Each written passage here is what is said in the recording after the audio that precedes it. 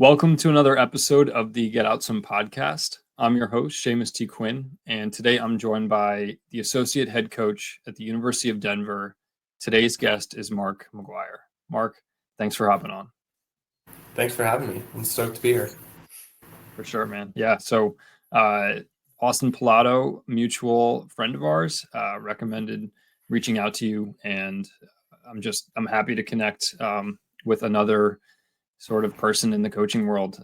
This is what the podcast is all about. I want to start just asking you about kind of heading into your 11th season with Denver. So you swam at Denver and stayed at the school. It seemed like there was a 2-year gap, but tell me like kind of about staying at Denver and then now kind of like going into your 11th season. What is it like as you kind of embark on another season here?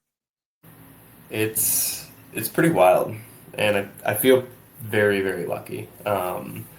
Like Denver's a hard place to leave, like just as a city, and it's forever going to be home. That's for sure. I grew up here and grew up 10 minutes down the street. So like true Denver. When I finished swimming, that 2-year gap, I actually stuck around here and coached with our club team for like 2.5 years, and then the position opened up with the college team, and I took it, and it was a kind of part-time, the old version of a graduate assistant position, and then kind of worked through, became an assistant coach when Alicia Franklin, our head coach, came back in her current role as the head coach. I was promoted to associate head coach, and it's an awesome place to be. And whether it's home or whether it's somewhere you get to move to make your own home, I feel very lucky and very excited. And 11 years. It's pretty wild. Yeah, that's amazing. So what worked well for you and your coaching staff like last year? Is there something that is specific from last year that you want to that you guys talk about and want to carry forward going into this season? Or is it something that, you have like tinkered with on a season to season basis? Like, is there something that really worked that you want to continue to sort of build on? Man, I think that like tinkering happens so often, but you kind of got to stick with what we know. And man, the trust and autonomy that Alicia gives our staff and is awesome. And that's just not just me. That's Aaron, our diving coach. It's Lucas, our assistant coach, and Garrett, and everybody that's involved with our program. But I think last year was very unique for us. We had a massive senior class. Like we had 12 men and 11 women, and like just the identity of those people, it was half our team. And so I think like that was very established. And I think, as we go in and we want to okay, maybe we change some things, like the group is naturally smaller and the group is naturally just different. Like we had some big personalities and like a lot of talent and a lot of high performers in that class. Like that was what made them so great, and like why some of them stuck around for a 5th year and some of them were like really ascending into their senior year. So it's like we want to keep that. Like that identity was really powerful, and I think we were at a point, and we are now too. It's like, okay, we've established so much from when Alicia took over 2019, 2020 season, and it's establishing those sets of values and how this program is going to run with her focus.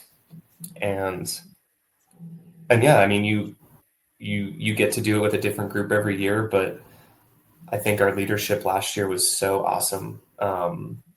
We're obviously men and women combined. Our women's leadership was so great. And it's like those types of foundations that we get to keep and we get to like move forward with. And I think both teams are like really proud of what they've done. And now it's like, okay, we have these people coming in. We've got a massive class leaving, and we're ready to take this next step in this big leap in terms of like just general performance. And maybe that's like answering both these questions. That's maybe what I'm most excited for the 11th year, and like what we kind of are keeping around and working with. Yeah. Talk to me about the leadership side. What is sort of like the messaging between coaches on your staff and maybe the captains or some of the leaders on your team when you see this new crop of, really like ambitious freshmen coming in with that excitement in mind? And, what does that look like as far as the leadership goes? Like, you can give specifics too of what some of the captains do or what you observe as a coach, like on a day-to-day basis. Yeah, I think our general messaging to just our whole team is everybody has their role. Everybody has like a piece of leadership, and you don't have to do everything. There are going to be people that are very, very good at certain things, and you get to elevate that. Like as a coach, I think that's part of my job is finding out what people's are excited about, what their strengths are, and then hopefully elevating that and like showing them that like, no, this is a really good thing that you're doing, and you're doing it for our program. Even like then it gets to be bigger as you go probably into your sophomore, definitely junior, absolutely by your senior year, is like, what are you imparting on this program? And we talk to our team about that, like as you progress through just being here at Denver. But then as you get into those leadership roles and in our team, you self-nominate and you get to kind of have a conversation one-on-one with Alicia, and going through that captain's process, then the team votes. And so it's a kind of multi-piece part to be a captain. And again, you're going to have the people that step up in terms of performance, step up in terms of like our culture, step up in terms of just like coordinating and getting people fired up to do whatever, a weekend in terms of just like getting ready for meets, a recruiting weekend, those things. And that can come from everybody from captains to, okay, well, people on campus are really need to step up for this weekend. So, I think when we talk to our captains too, it's, we're like a united front. We want to hear from you. You guys are the kind of leaders of this team. And yeah, we get to make decisions together. But then when we go to the team, it's, we're doing this all with our values, kind of like those fundamental, like foundational things that we talk about at the beginning of the season, before dual meets, end of the season, and things that we're proud of. So that's kind of how we want to operate. And now again, kind of going with the like fiery incoming freshman, that's for sure. This is how we do it. This is our standard. And we want to be at that or above. And this is how we do it here. And being pretty clear. And I think we're at a really good point in our culture and our leadership to be able to just say those things. And I know that takes time, and it can be fragile, and it can be exciting and really fun too when you're in it. Yeah, definitely. And what groups do you primarily work with at Denver? Primarily, I'm with like anybody that races IM, kind of like that middle distance IM group. And then when we split up, I work with our breaststrokers, like kind of Okay. a primary stroke group. So Okay. And how would you describe like your approach to like training and coaching those groups? Yeah, what are you sort of like looking for and implementing, like as a coach for those groups? yeah, it's funny. It's like a little different for both of those. It's kind of, I mean, I love the detail work. Breaststrokes, like the one stroke that's like it's not one size fits all. You get to kind of be creative with somebody that's a little more kick dominant or pull dominant or really holds a line well, like is so familiar with that. And so you get to kind of work directly into with some themes and with some major points of focus. But when I approach those workouts, it's the stress of maybe intensity isn't that high, but the stress of like mental focus can be really high. And I think I hope I can coach that, and I hope that I can like communicate that with my athletes. At least that's my goal. And I want you focused. I want you there and present and like giving your all in that moment for whatever drill we're doing, and understanding why and figuring it out. Like I don't think I'm one to just tell you and then you go do it. I think I'm like definitely somebody that asks a lot of questions, sometimes questions that I would say a lot of the athletes would be like, that makes no sense. And then 2 weeks later, it's something that like might come back in a stroke. I'm like, wow, we talked about skipping rocks the other day. Well, like breaststroke is basically that. And in the moment with a college kid, they're like, that might be one of the goofiest things I've ever heard. But then we're at a meet and it's like, wow, I thought about it and it makes total sense. So Yeah. getting creative and meeting kind of like giving them the creativity to go figure it out. And I think with breaststroke, you can do that. With notoriously our Monday nights we split up in our IM groups, and I would say they're one of the more challenging workouts of the week. I think some of the athletes would agree. It's fun. I like a little bit of process. IM is a little bit of that puzzle work where you've got to be great at all 4 strokes. You got to be great underwater. You have to understand how to build each stroke up and then go race it. And then the difference and nuance between a 200 and 400 IM is fun. And you get to address like your weaknesses, like pretty straight up. And it might be in the lane next to you that you're a breaststroker and somebody's maybe primarily a backstroker, but you're racing a 200 or 400 IM, and you got to be at least decent and on their heels for it. So you get to kind of like elevate those strengths and like and build and like hype those up while being pretty honest with like where that weak stroke might be and what you can do to be better. Yeah. Is there like an example of a set that really is a challenge for those IMers or something, like, because you're describing it as, those are some hard practices. So getting into the weeds of it, like what does that sort of look like? Yeah, man. Yeah. We do this a couple times a year. It's been a really great like lens at specific moments. We're obviously not going to do it out the gate. But I like it as a test set, and I think it's a great like kind of like a litmus test of like where you're truly at. And we'll do a series of some 25s, kind of goes in blocks, but some 25s going 2 fly swim, 1 dolphin kick, 2 fly swim, 1 dolphin kick, right into like usually 12. Then we'll go 12 100s, going 3 backstroke on 120, 1 breaststroke, all out on 140. We'll go through that for 12. And then you finish with a little block of first round's 3 and 3 times through, and you go 325s, just distance per stroke, breaststroke on 30 into a 50 free on 30. And then you kind of break it down. You go 8 25s, 8 100s, 2 rounds, 4 25s, 4 100s, 1 round. And that's specific to the 400 IMers. And I think they love it.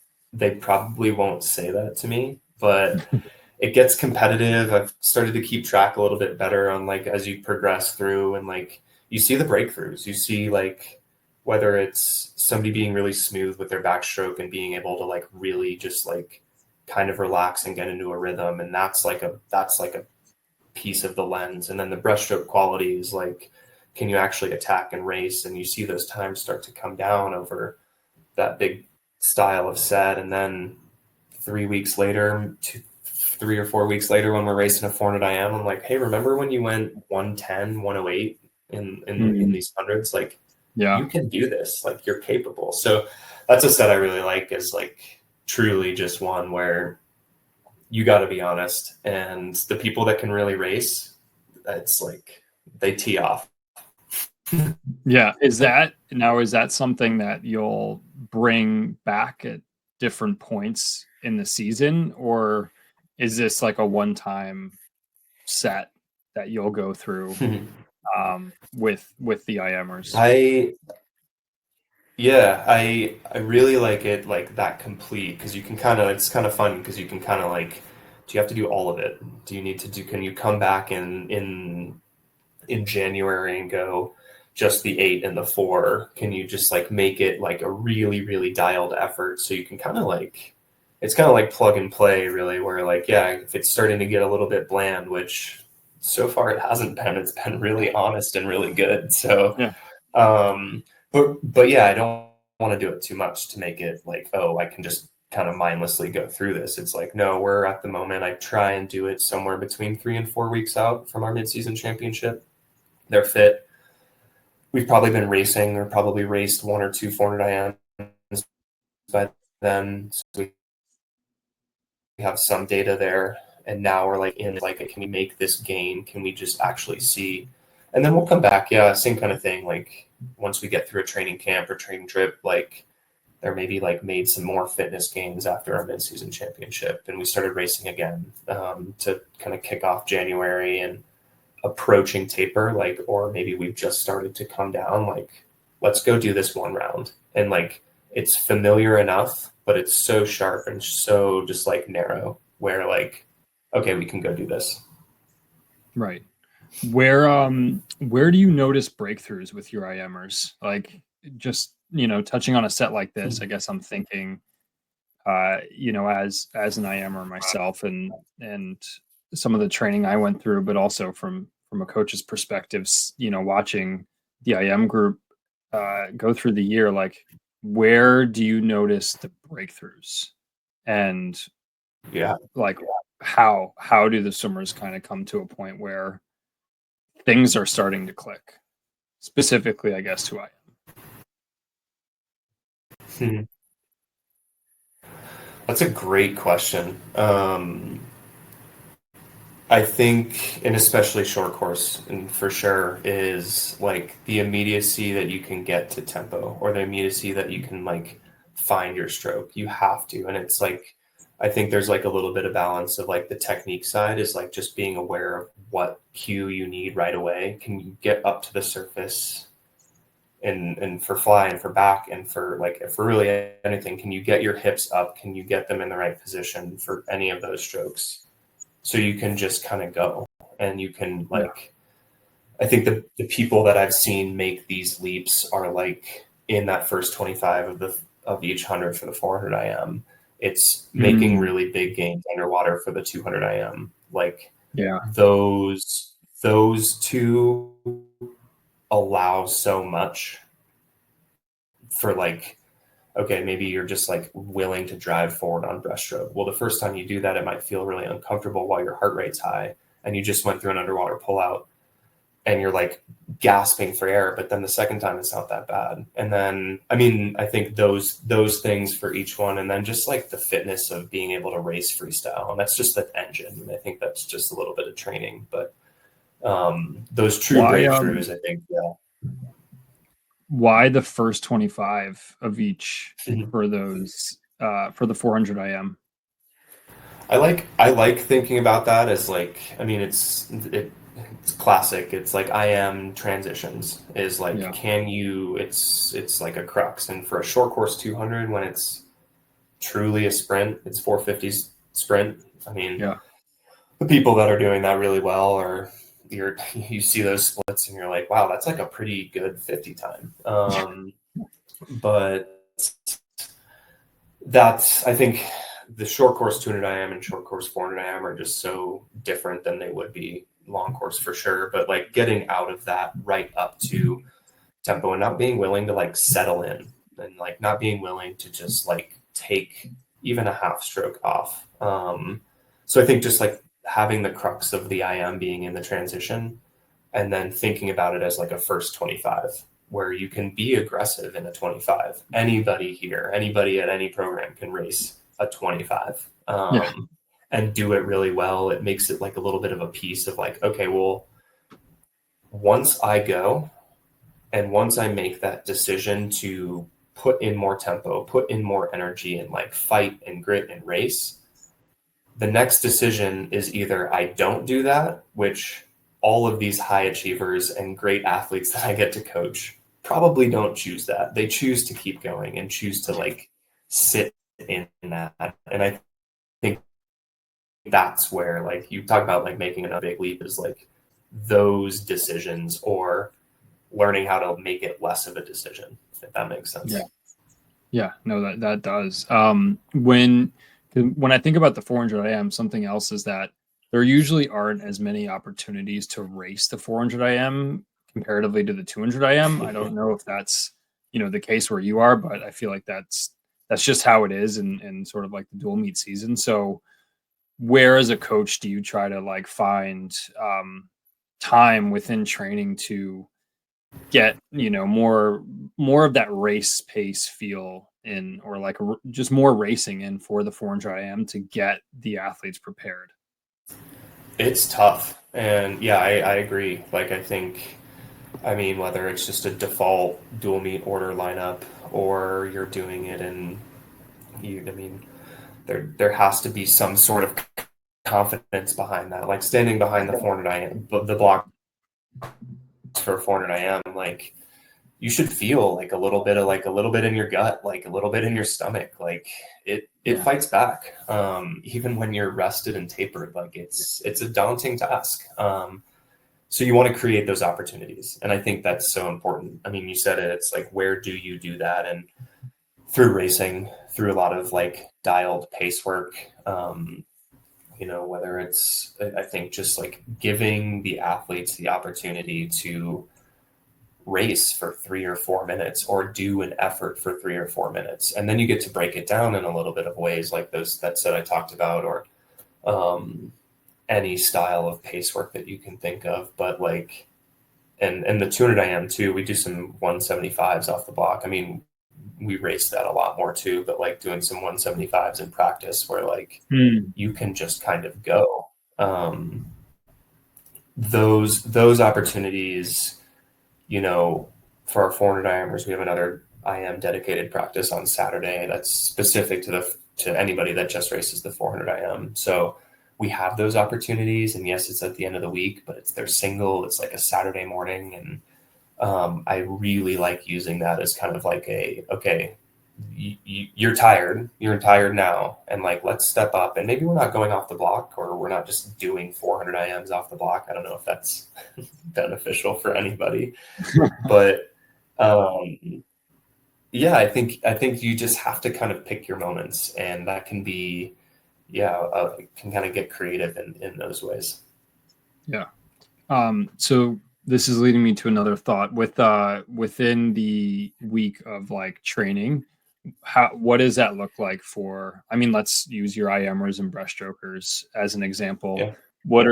How are they structuring their week when you're in sort of like the heart of season, just so that they're getting sort of each piece of training? Like, what does that look like? Yeah. And the IMers is tough because you want to give time, like dedicated time for some weak stroke work. And I think that's important when you want to make those gains. And you're probably racing a 200 of stroke if you're a 400 IMer. You're probably racing maybe 100 of stroke if you're a 200 IM or two, or the 200 IM might be your third event. So you're probably getting a lot of your time around stroke. So, through our week, we swim long course on Mondays and Friday mornings. Those are pretty aerobic. They're just an hour and a half. And with our IMers, there's often an option to definitely do some backstroke pull for like our breaststrokers that like don't ever see backstroke any other time in the week, or fly. Like, that's another opportunity for them to like work some fly in and just do it. Like, I think backstroke long course, you can get into a rhythm and you get so many cycles. It's like so productive when you're trying to like actually feel something. And then Wednesday mornings, we do mix up by our best stroke. And recently we've had a lot of our true IMers, like people racing both IM as their best events, go into their weak stroke. So they kind of get that moment. kind of right in the middle of the week.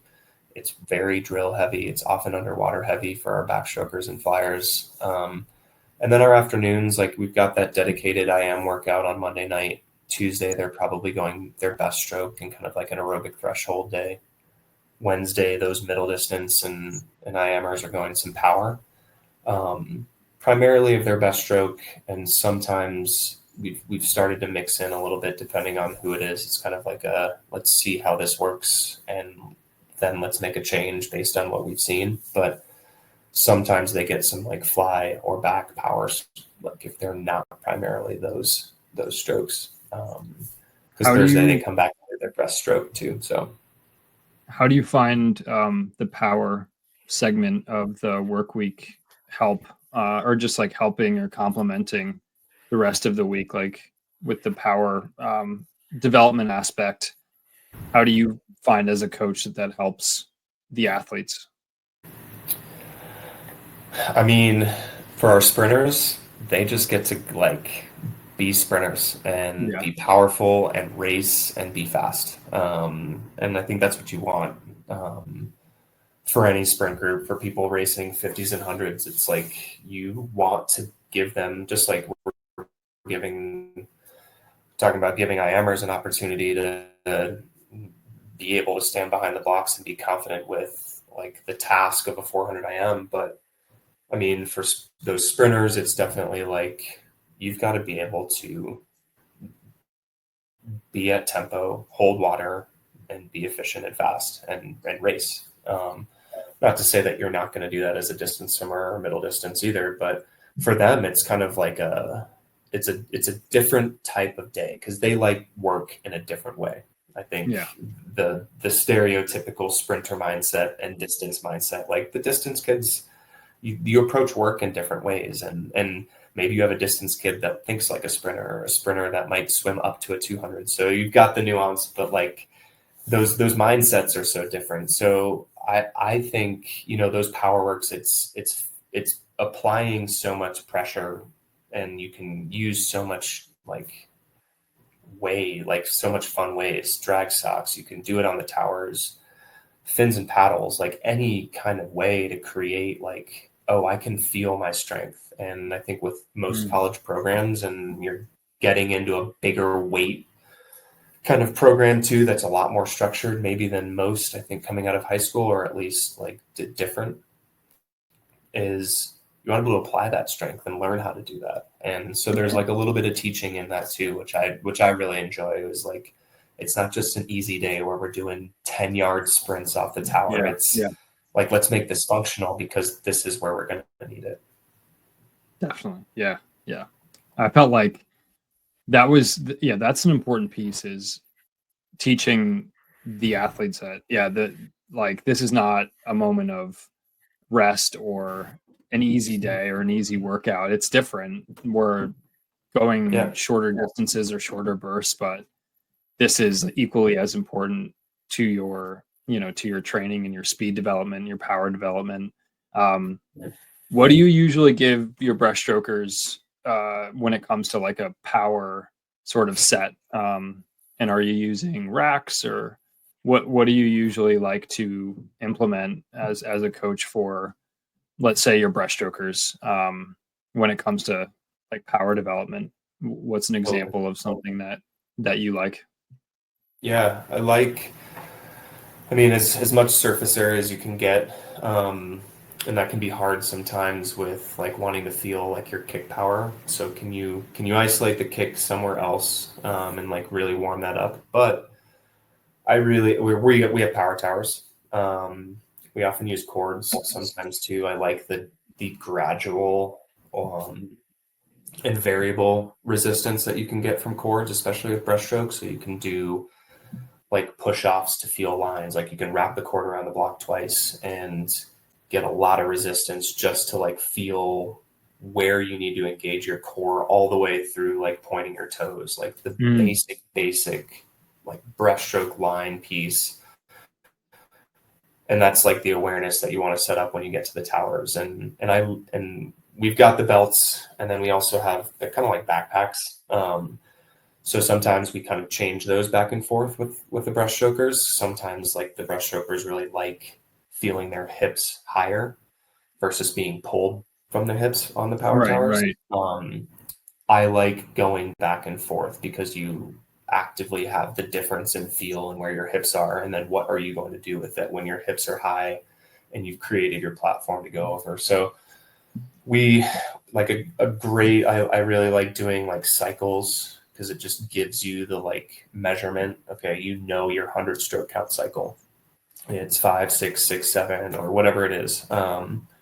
And so we'll do kind of broken hundreds on the tower. So you can get into that right away. And then when you want to go, and we talked about it with the 400 IM, it's like attack that first 25. It's like, you know, your stroke count, you know exactly how you're going to go through these exact 5 strokes. And so you can get it, attack it, and know, okay, well, I'm taking these 5 strokes and now I'm going faster. Well, something on the power tower with the resistance has really helped me.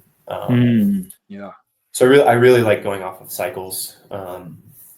And then not being afraid to use fins and paddles. Like I think early in coaching, I was like, man, I really want them to feel what their kick is in their stroke, like how that is. But you know, it's I would like to think I can change and grow and gather information and not being afraid to do that, because fins and paddles are great. You swim fast, you launch forward, which is what you want, and like they're great tools. And I know it's not resistance, it's assistance, but those things with our breaststrokers are like when we're trying to develop sprint power and short course swimming breaststroke, it's so much of that like driving forward. So using a lot of that. Yeah. And breaststroke is interesting because, like you mentioned earlier, it's like nuanced. It's not everyone is going to swim breaststroke, especially breaststroke the same way.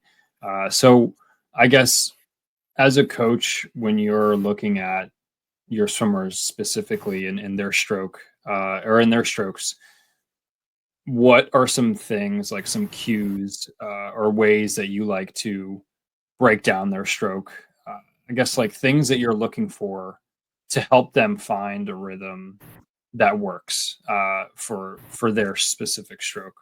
I don't know if that makes sense, but I guess, as someone who's watching them. Yeah. I'm thinking immediately I'm thinking of breaststroke for sure. I can kind of think of some other things for the other strokes, but I mean, yeah, breaststroke, it's like you have these bigger themes that you really want to hit. And like, of course, timing is one. Like anybody looking across the pool, you can see a breaststroke that is like an accordion and it isn't really working, right? But like whether it's somebody, again, like you want the like pull dominant, like let's work from the top forward. You're obviously really strong and powerful up. Like, what are your hands doing? Like, can you visualize the point to where your hands are driving and where they're actually turning the corner, like those things? And okay, let's move that down because what you're doing there affects like where your core and your hips are sliding forward. So kind of moving down the chain. Same thing with somebody that's like really kick dominant is like, wow, you are so like you can kick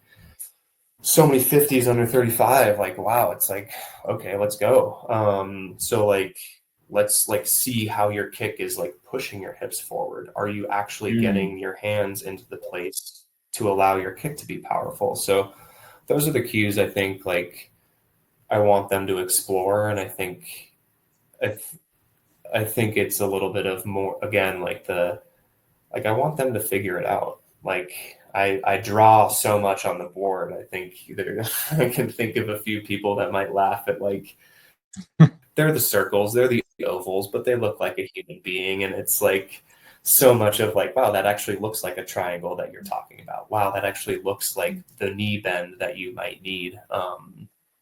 So it's very Joseph Nagy of me, if you're familiar with the breaststroke coach, Coach Anime. Oh, no, I'm not. So, no, Joseph Nagy. Yeah. Is he like a breaststroke, the breaststroke guru? Yeah, absolutely. Yeah. So do you take like a lot of stuff from him when you teach, or a little bit? Well, yeah, I think the drawings for sure. And I don't know if I got that from our club coach, Sean Smith, who is my club coach in high school. but I think that's just been a little bit of pass down. Man, I think Javi Sosa, who was at North Carolina, is so creative with how to approach like teaching and coaching like elite breaststroke. Austin's awesome too. Like that was so few of our conversations over the summer too, of like a lot of just like in the weeds breaststroke. Those two, I think Tamber at BYU does such a great job with her breaststroke group as well. Like those people are like my like pantheon confidants of breaststroke talk for sure. So those are the people I really look up to, and like if I have a question, I'm like, wait, this is where I'm at. What are you talking about? So Right. Is there a favorite drill that you go to for your breaststrokers? Whoa, man.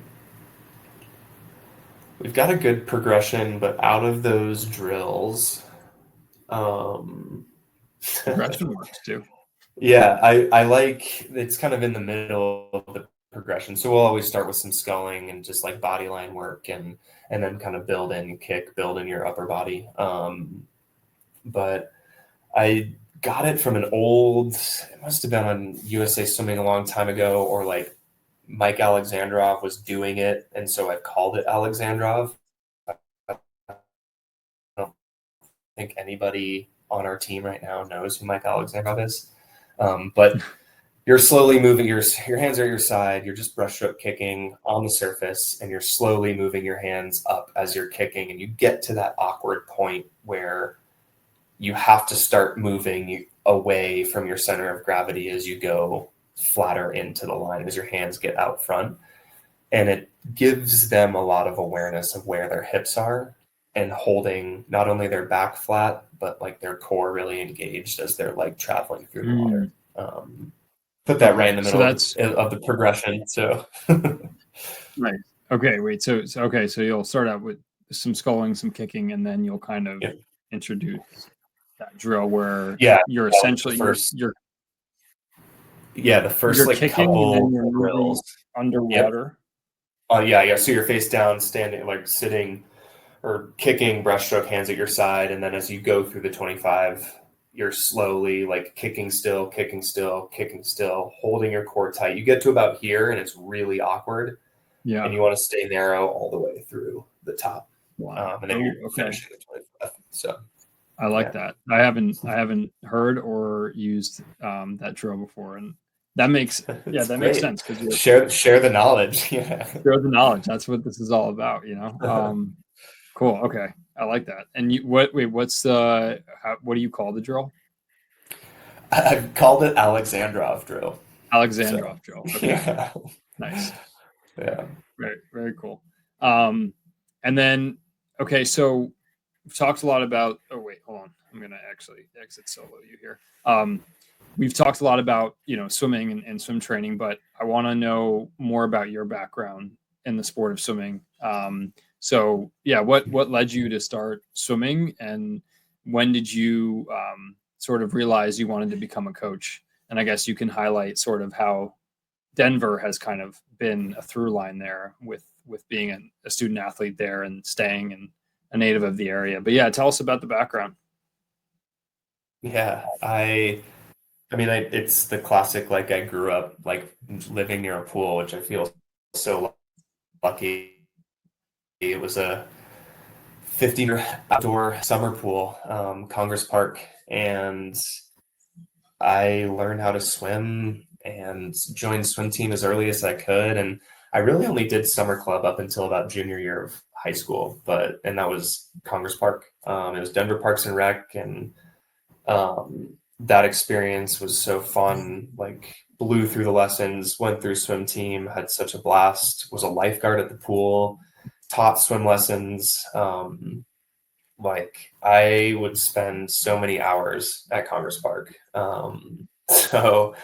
And maybe that's a little bit why I like long course so much, is because it's just the first pool and only pool that I ever really learned how to swim in. And Sean Smith was my high school coach. I was a soccer player. I was like any sport I could get my hands on: tennis, golf, soccer, baseball, basketball. I was swimming. I was doing everything. And he was our high school coach at the time, and kind of combination of him being the amazing coach that he is and not a great experience, kind of finishing out my soccer career, decided to join Hilltoppers here at DU. And that was, kind of crazy with how the recruiting timeline is now, because it wasn't that then. But swimming year round my junior year, I just kept getting better, and had just like so much success in that short period of time. And I had an awesome opportunity to swim here at Denver, and I took it, and swam all 4 years. It was great. I can remember the phone call that I committed, and it was the same day as like my training partner, Robert Barrett, who like I still am very good friends with. And it was like, he committed on that same day, and he was an IMer, he was a breaststroker. And my experience here at Denver was so awesome. And Alicia was a lot of my direct coach at that time. And she was around when I was finishing up. I was graduated with an environmental science degree, and I was in the process and in the application process of wanting to go to law school, and had started coaching with Sean, just the club team. I moved up with them as they turned from 13-14 to 14-15, and I had such a blast with that group. It was kids making their first state cuts, their first futures cuts, their first, like, all of these firsts. And like, you get to that point and like you kind of start to decide things for yourself. Your parents hopefully aren't deciding at 14 and 15 to keep swimming. And so like those kids kind of discovering that love for swimming was so fun to be around. And then, I would kind of kept putting off law school, and it was further and further on a further back burner. And I had such a great opportunity here to come coach with the college team and continue to, and every coaching staff that I've been a part of, and coaches here, like, I just feel so grateful and so lucky to, like, it's a wonderful place. And like, to be able to do it with the people that I've done it with is like, it makes coaching so much more fun. Yeah, totally. And what were your events when you were a swimmer, like at DU? I swam 200, 400 IM and 200 breaststroke. Swam the 500 free, 200 free occasionally, but yeah. Yeah. Okay. So it makes perfect sense with your coaching now. And what are some of your favorite memories, races from being a swimmer at DU, or, before DU as well? Man, there's like the two that jump out, like, it's like the ones that you like will never forget. In high school at Mount Hood in Oregon at sectionals, my training partner at the time, Kyle Noser, and I swam the 200 breasts and prelims and made our first summer junior cut, like right next to each other. Like that, I can like picture the lane. I can picture the race. Like, it was so awesome. And then we came back in finals and like had such a better swim. Like those swims in Mount Hood were just like magical, but that one for sure. And then my freshman year here at Denver, our dual meet against Wyoming is always heated. It is such a fun rivalry. We've gone back and forth with them a little bit, but my freshman year came down to the 400 free relay at the end, and 200 IM into the 400 free relay. But we had a 1-2, and it is the loudest I think I've ever heard El Pomar, our pool here. Wow. And like, I remember seeing a couple guys that I knew had just graduated, like my host on my recruiting trip, and like screaming over the front of the stands, as we're like running them down to 1-2 this 400 free relay, and we win the meet. And like that, like, I mean, I'm getting chills right now because it was like so fun then, and that was a while ago. But those two memories for sure, just like awesome swims. Yeah. How did transitioning from, being an IMer and a breaststroker, going, through 4 years at DU, having that experience, how did that translate over to, then coaching, and sort of experimenting as a coach with what worked for you at the college level, but also realizing, okay, this is different than being an athlete. Now I am the one who's, being the architect of like what we're doing and figuring out what works, what doesn't. So I guess just like, what was that, transition like for you?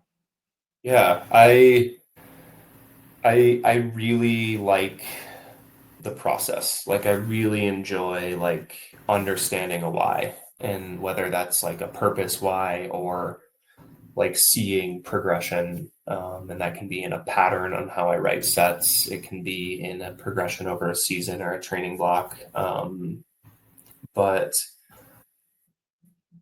I think I was like that as an athlete, and I look back and I was generally pretty new to like the high level, like elite college level training and like exposure to the sport. So I was just gathering a lot of information, and I like that. I like gathering it, sitting with it, understanding it, and then being able to like go share and teach it. I think that Do was me as you an athlete, and I think that's me as a coach too. do you remember what you really liked as an athlete when it came to specific sets, or like, um, just like pieces of training that you were like, oh yeah, like let's get into this? Yeah, I mean the IM sets that I'd get to do with Alicia are just like those. I mean, the work. I truly enjoy the work. Yeah. I loved training. I loved like feeling prepared to go do something that maybe I didn't think I could before, and understanding that there's something required to do that. And whether it's for a 400 IM or a 50 free or a 1650, it's like that part was fun. And getting to do it here at Denver, or with my training partners in high school, like those things were like so amazing and rewarding. Yeah. And why, I want to go a little deeper, like why do you think you decided to just keep pushing off law school and Mhm. follow the coaching track? Because you know like there's always a deeper meaning to like why we coach, and like you brought it up, sort of being purpose driven.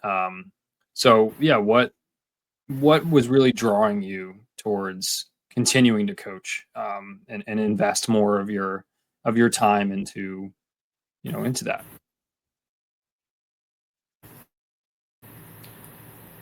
I I think just like my love to like share and teach, like the real like the realization, like I was saying, with those like 13-14 year olds, where they're like, wow, I'm like good at this and I'm really enjoying this, and I just need to find a way to like go do it more. And Yeah.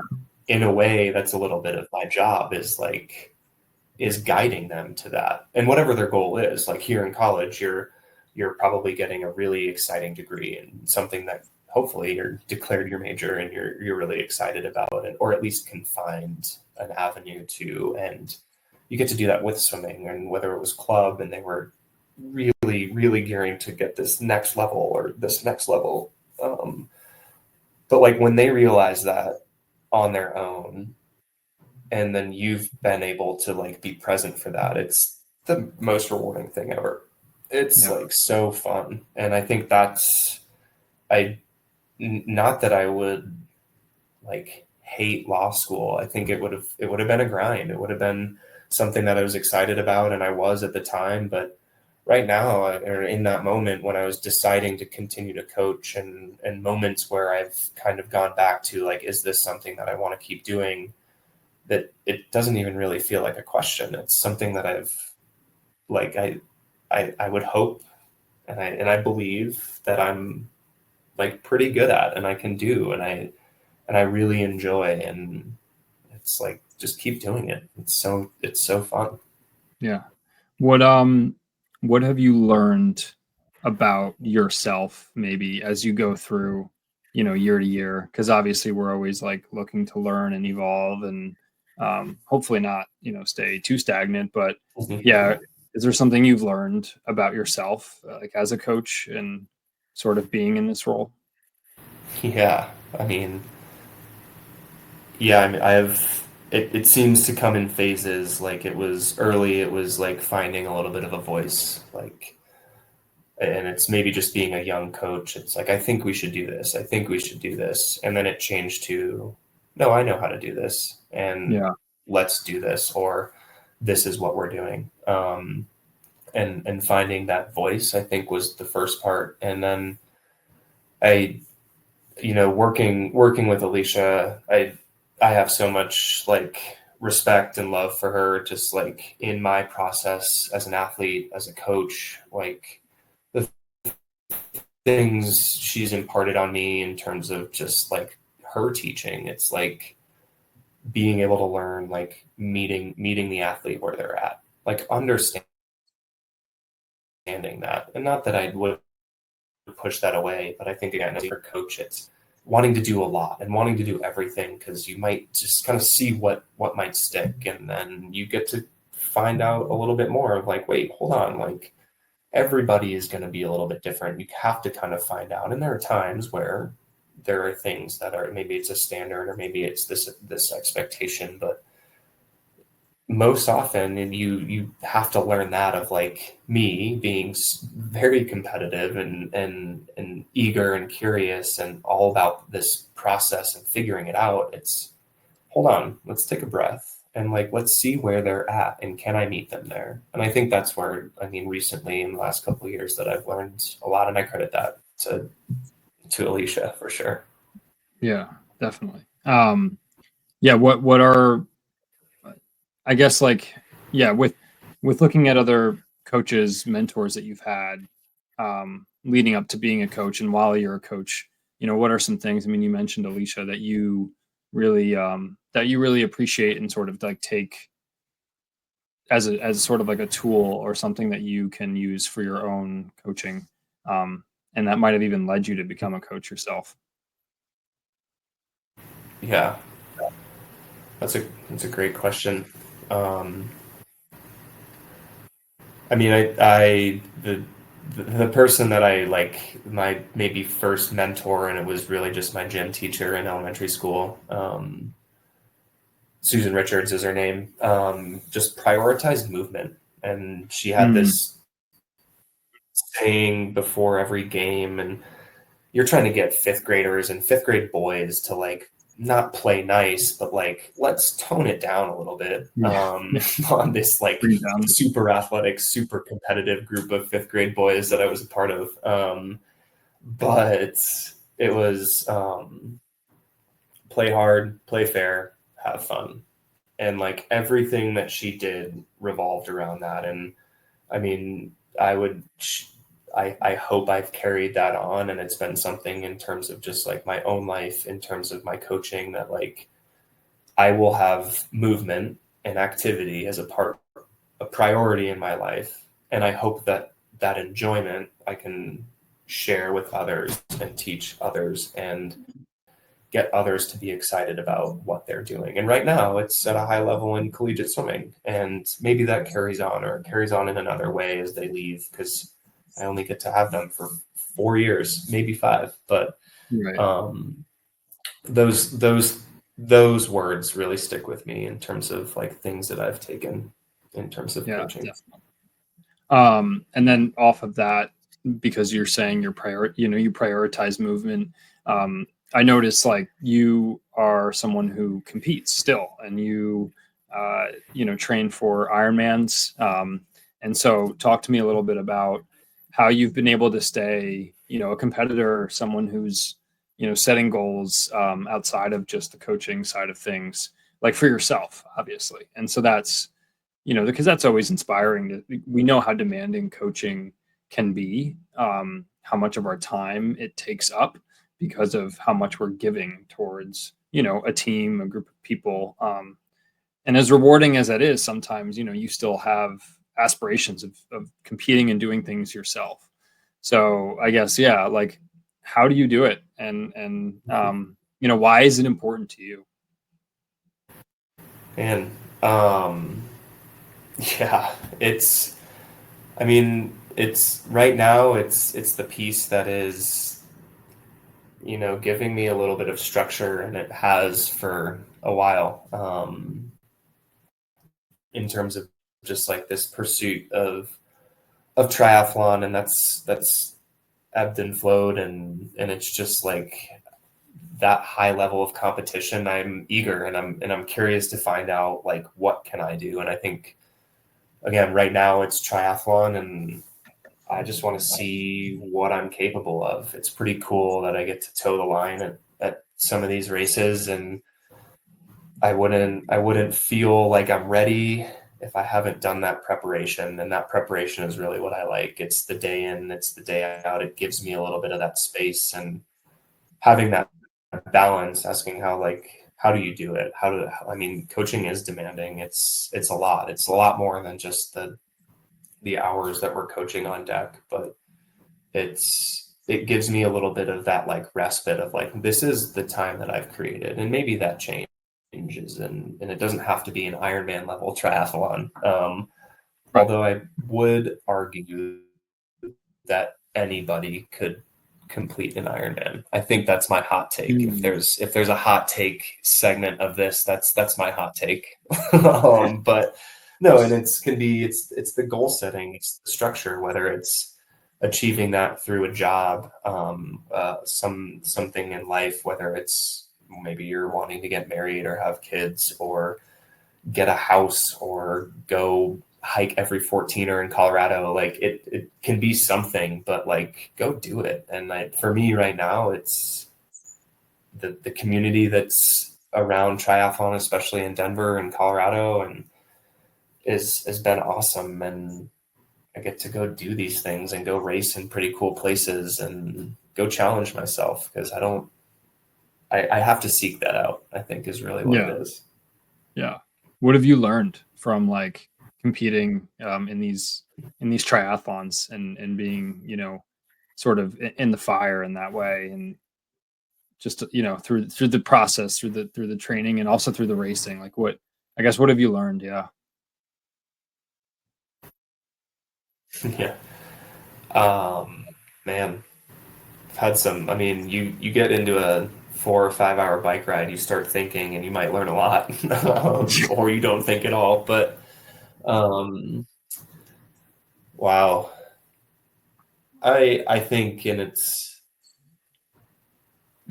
gonna feel a little cliche, but I love it, because through the course of this 10-hour race that I get to do, it's like there are moments where I'm riding along in the middle of nowhere, Wisconsin, or up in amazing British Columbia, Canada. It's like you're passing all of these places, and there are like moments that remind me of somebody that's like helped me along the way. It's like my sister's a large animal vet, and it's like riding through the cows of Wisconsin, or it's like hearing a song that my brother and I have like talked about on course, like for a half second as I pass by. And it's like, in those moments, it's like, I am the one racing it. I am the only one doing this at the moment. But like those things I get to learn, and I get to be a little bit more grateful, maybe more so than when I started. Oh, interesting. Yeah. Oh, cool. And like, looking back sort of over the career that you've had thus far, as a coach, what are some of the most memorable like races or moments that you've presided over, that you've got to be a part of with, with DU, with the Hilltoppers? Wow.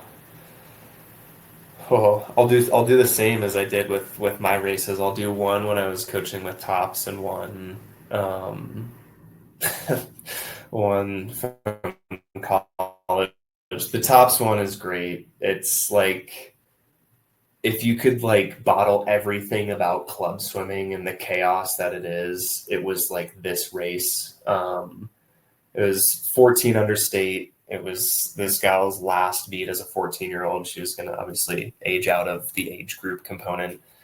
She was like a 500 freestyler at the time. And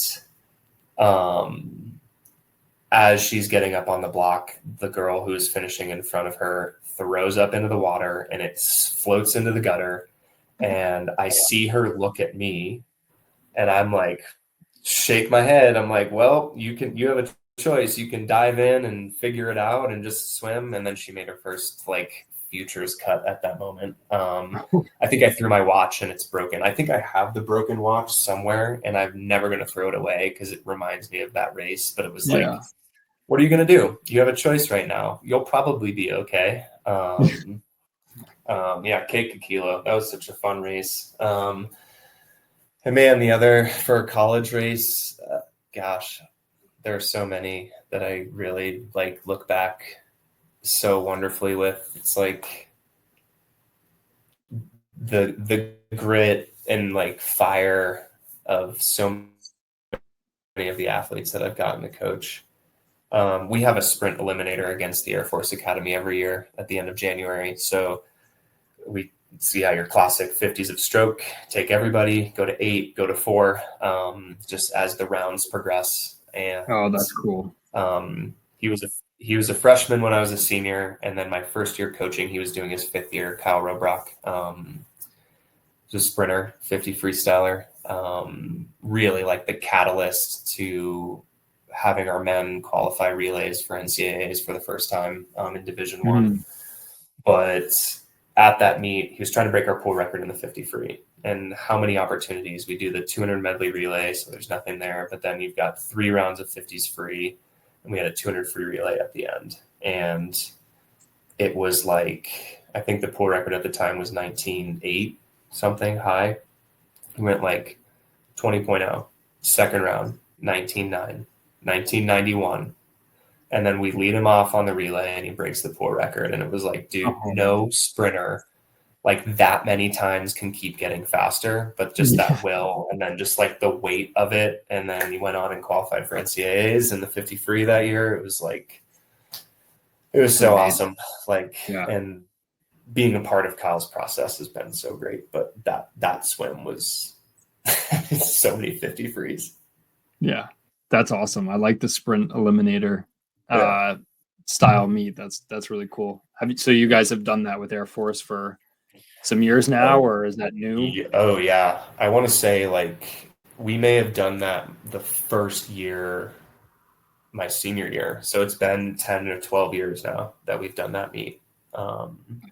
It's great. And we suit up for it. It's like that last weekend in January, first weekend in February every year. So it's like prime racing time. The distance kids, they get a 500 and 200 free. And then we have a 200 IM as well, mixed in kind of the rounds. So everybody gets what they need. Right. Yeah. Not throwing the distance swimmers on the 50 free, 50 fly. Right. Yeah. That's good. Any advice, like piece of advice you would give to young coaches today? Just like trying to discover their own purpose as to why they coach, or keeping something in mind as you go through. Yeah. I think the balance piece is going to be the easy one in terms of just like the first thing that comes to mind is like whatever that is. And I think if I were hearing me listen to this when I was 24, 25 years old, I'd be like, I got that in the bag. Because I heard that from some of my mentors with like, truly like find the balance. Like this can become a lot of your life. Coaching is, and you take it home, you're working with people and like, you're like helping people succeed. And there's a lot of failure in that. And as a coach, you take that on, and that can be that can be a lot, whether you realize it or not, or you're going home and you're still thinking about it, or like to truly give yourself the space and come back when you're ready. And when you, like, when I say come back, it's like, give yourself the moment to then address what needs to be. And maybe some things are a little bit more prioritized in that way. But I think that, and that goes in with balance of it doesn't have to be your entire life. It can be very important. And it absolutely is, to me, to our staff, I think, here at Denver. But I think that can be, it just begins to grow and grow, and then it can consume you in a way that is really tough. And yeah, whether it's through cooking or your family or training for an Ironman or marathon or your first 5K, whatever it is, like, give yourself something to own, and then that's yours. And then you're fresh and ready to come back and be a great coach. Right. Yeah, no, it makes sense. Like having an outlet that allows you to kind of, in a way, disassociate from coaching, and then gives you that breath to then come back and be the best you can be for your athletes. That is something that I've certainly tried to mix in. And I think I don't enjoy when I feel run down and burnt out from coaching, because then I know, even though I might not seem it, I'm not giving my best self to the athletes. And it's not going to be perfect on a day-to-day basis, but I've certainly found that I don't enjoy the feeling of being so burnt down and kind of just, feeling like I'm not at my best here. And if I'm not at my best, I can't give my best, and that's not a good feeling, you know? So I think that's valuable. Yeah, for sure. And then last question for you, Mark, and thanks again for just doing this and sharing, your story and some of this insight. But are you a fan of a get out swim? And if so, do you have any favorite get out swim story, either as a coach or an athlete? I am.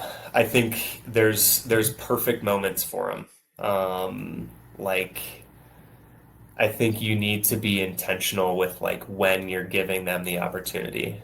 Because it should be fun. Like, a get out swim is doing something that maybe you've never done before. And like, that's the challenge. That's like the core. And it's like the exciting fire behind a get out swim. Also, maybe knocking out a round or being done with practice. So, man, and then I say that and I'm like, when was the last time I gave a get out swim? Wow. A memorable get out swim. Huh. This is as an athlete, we did one with Sean. It was at my high school pool.